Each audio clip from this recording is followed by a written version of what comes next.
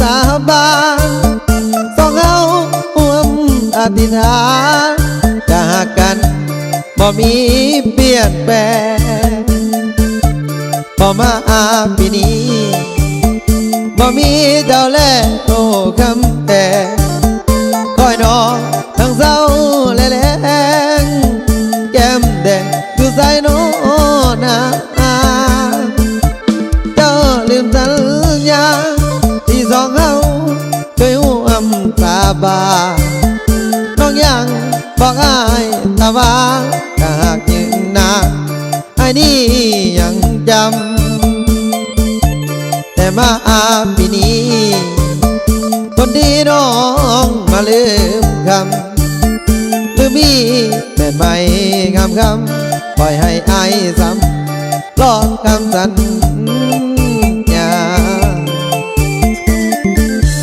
อายก็วอนฟ้าได้โปรดดลใจให้สาว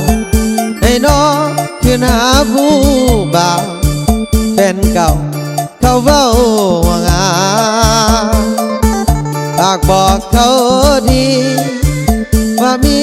คนก็คอยอยู่นะหรือน้องลืมคำสัญญาเขาจึงบอกมาเลยน้องคนดีกลับบ้านปีนี้บ่มีคนดีอายเหงาเห็นหมู่มวนซื่นบ่เศร้าแต่อายกับเขาคอยเจ้าบอกมาอายถึงขอวอนให้น้องกลับคืนกันดาชายคนนี้ยังรอเด้อล่ะจึงได้วอนฟ้าขอน้องกลับคืน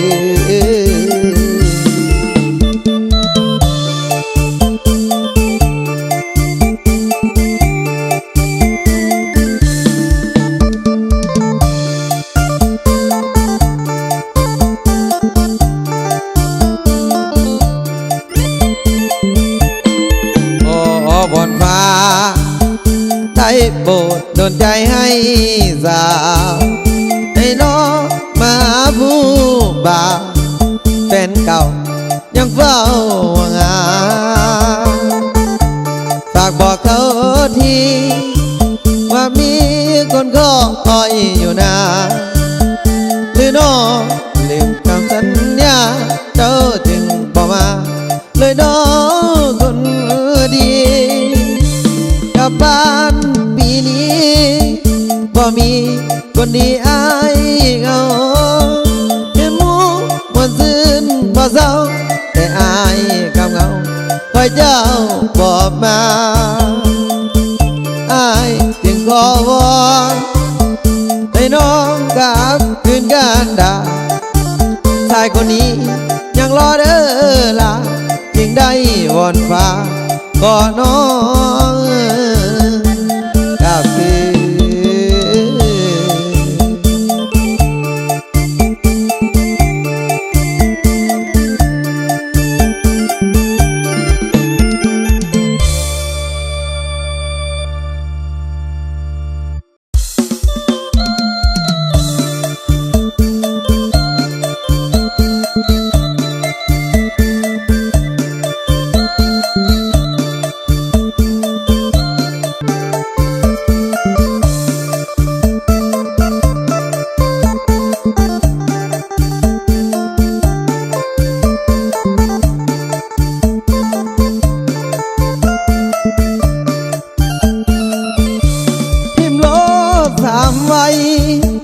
บ่ตายอกหัก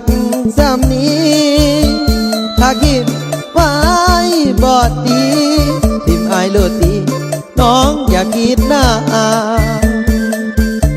ไปเลยน้องลาเมื่อการด่าหากเขางามเขาหากเขาบ่ต้องจดจำตาดำไปใส่ก็เสือผ่านมาให้คิดว่าหักจริงจากใจแต่แล้วสั่งไว้ที่ไม่ไปแฝงบ่หัวใจ สะอาดบ่เป็นหยังดอกถือว่าอายพลาดเองกันดาเป็นเวรและกรรมไม่นาที่ต้องมาหาคนใจดาอย่าห่วงอายเลยน้องเอ๋ยถ้าน้องมีใหม่อายบ่เสียใจเห็นน้องไปดีมีนาส่วนอายคนนี้บ่ดีน้องจึงอยากลาไปหาเขาซะเด้อลาส่วนอายนี่นะขออยู่ตามเขาทิมโลดงามเขาตาดำอายบ่เงินเลยไปโลดน้องเอ๋ยไปหาเขาตามสบายไปโลดเด้อล่ะอกหักสามีอายคงบ่ตายอยากไปก็ตามสบายผู้ชายคนนี้บอกแอ